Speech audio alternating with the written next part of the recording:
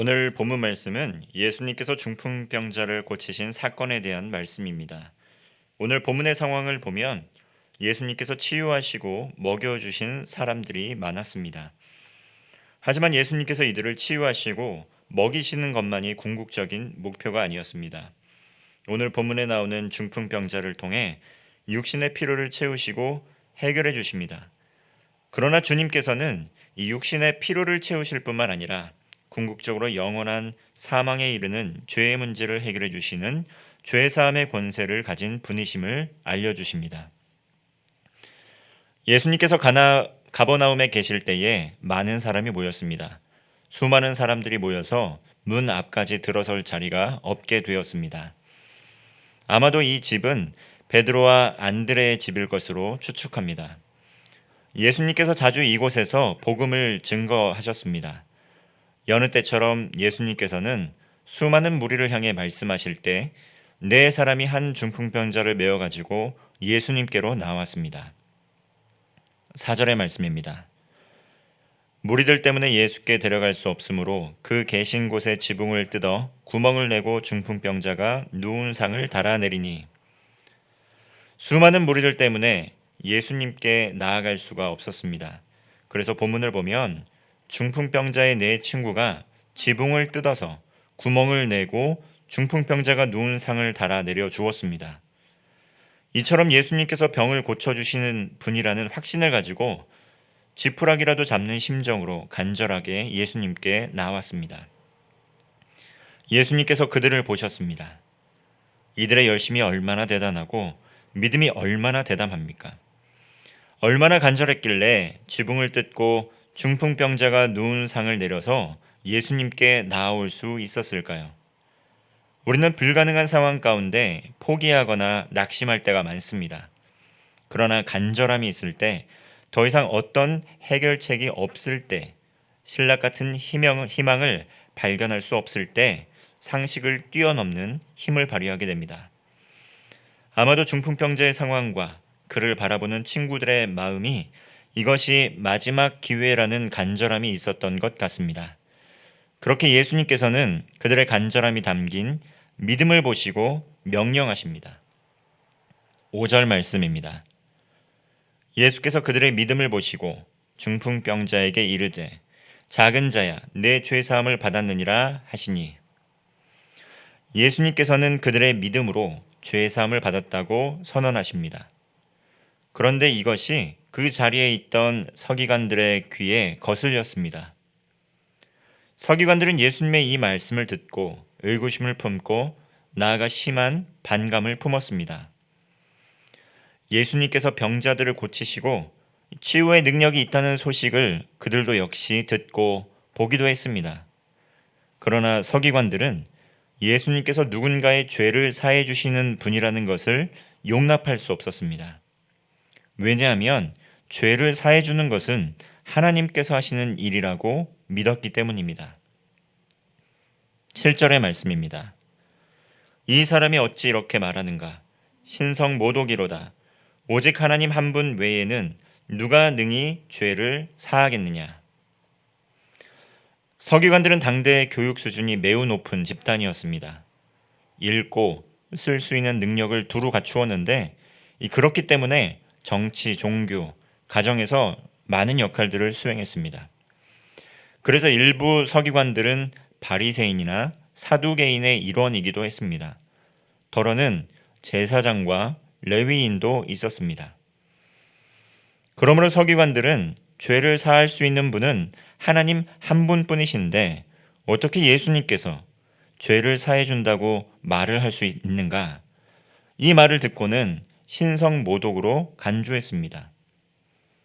왜냐하면 예수님을 사람의 아들, 또 위대한 선지자, 그 능력을 인정하긴 했지만 예수님을 하나님으로 인정은 하지 않았기 때문입니다. 예수님께서는 이렇게 의심하고 분을 품는 서기관들의 생각, 그 중심을 아셨습니다. 그리고 예수님께서 말씀하십니다. 9절의 말씀입니다. 중풍병자에게 내 죄사함을 받았느니라 하는 말과 일어나 내 상을 가지고 걸어가라 하는 말 중에서 어느 것이 쉽겠느냐?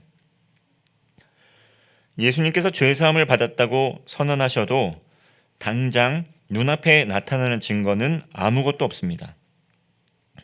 그 사람이 죄사함을 받은 것을 증명할 수 있는 방법은 없다는 것입니다. 그래서 중풍병자가 죄사함을 받는 것보다 병 고침을 받고 일어나서 걷는 것이 더 큰 기적으로 보일 수밖에 없습니다. 사람들에게 더 큰 놀라움을 줄 수밖에 없다는 것이죠. 예수님께서 이를 매우 잘 알고 계셨습니다. 그러나 육신의 병을 고치는 일은 또 일부 사람들도 할 수 있는 일이었습니다. 예수님만 할 수 있는 일은 아니었다는 것이죠. 죄사함의 권세는 그러나 오직 하나님만 하실 수 있는 일이었습니다. 예수님께서 하나님의 아들이시며 곧 하나님이셨습니다. 예수님께서는 이 땅의 피로를 아시고 채워주시는 분이시지만 자신의 죄를 자백하는 모든 이들의 죄를 용서해 주시고 가장 큰 구원의 선물을 주시는 은혜의 하나님이십니다.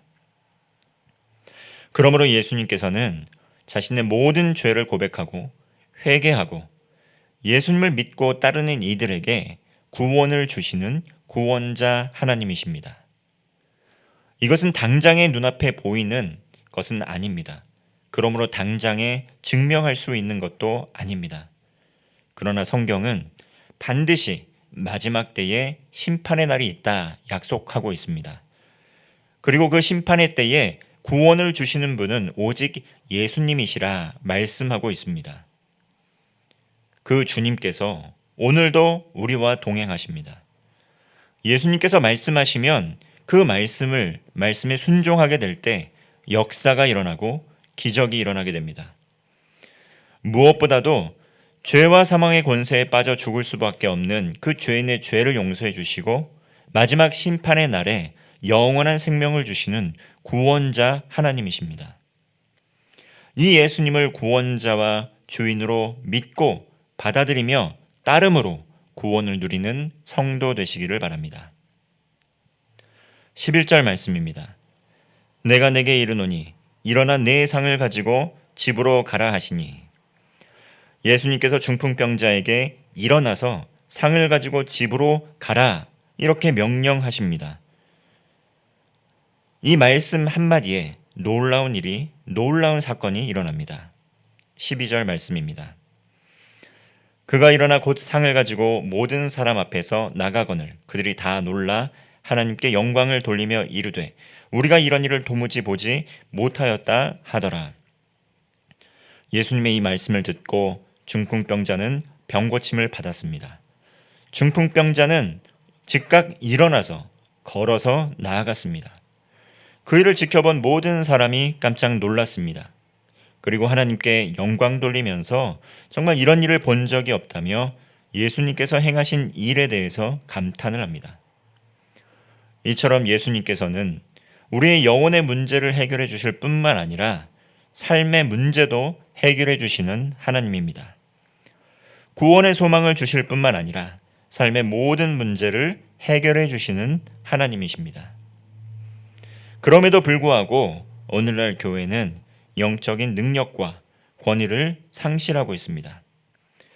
그로 인해 신앙이 있지만 세상에서 여전히 무기력한 모습으로 살아가는 그러한 삶을 발견하기도 합니다. 그러나 그리스도인에게는 하나님 나라의 권세가 있습니다. 능력이 있습니다. 권능이 있습니다. 그러므로 간절한 믿음으로 하나님께 나아갈 때 이 중풍병자가 가졌던 이 네 친구들이 가졌던 그러한 믿음을 가지고 하나님께 나아갈 때 하나님께서 구원의 은혜를 주십니다. 하나님께서는 모든 사람이 회개하여 예수 그리스도를 통해 구원받기를 원하십니다. 하나님께서는 이 세상에 먹고 마시고 입는 문제도 책임져 주시고 해결해 주실 것이라고 약속하여 주셨습니다. 그뿐만 아니라 영원한 생명의 약속, 영원한 구원의 언약도 하여 주셨습니다. 모든 권세와 은혜와 복을 우리에게 이미 주셨다는 것입니다. 이것은 앞으로 있을 일이 아니라 예수 그리스도를 믿는 순간 그 믿음 안에서 하나님께서 영원한 생명과 구원의 복을 이미 주셨다는 것입니다. 그러므로 구원의 참 기쁨과 소망으로 하나님께서 기뻐하시고 하나님께 영광이 되는 일들을 통해 공동체를 세워가는 우리 모두가 되기를 소망합니다. 기도하겠습니다.